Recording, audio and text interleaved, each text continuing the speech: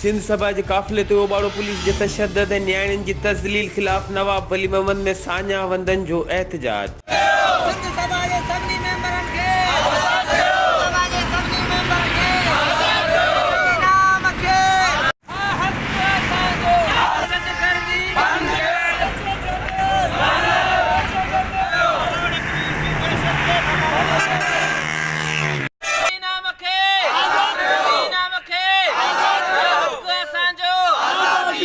Update कयूं पिया के नवाब वली मोहम्मद खां गुम थियल माण्हुनि जी आज़ादी लाइ पैदल मार्च कंदड़ सिंध सभा जे काफ़िले मथां ओबाड़ो पुलिस पारां तशद्दुद करण ऐं न्याणियुनि जी तज़लील ख़िलाफ़ नवाब वली मोहम्मद में सान्या वंदन, अली हसन ख़ासकेली, एजाज़ ख़ासकेली ऐं ॿियनि क़ौमी शाहरा खां रैली कढी प्रेस क्लब अॻियां एहतजाज कंदे ओबाड़ो पुलिस ख़िलाफ़ सख़्त नारेबाज़ी कई ऐं साफ़ हिन खां ॻाल्हाईंदे चयो त पंहिंजे प्यारनि जी आज़ादी लाइ निकितल पैदल काफ़िले जे पांधेड़नि मथां SHO ओबाड़ो सख़्त तशद्दुद करे न्याणियुनि जी तज़लील कई आहे, जेका ॻाल्हि बर्दाश्त जोगी न आहे।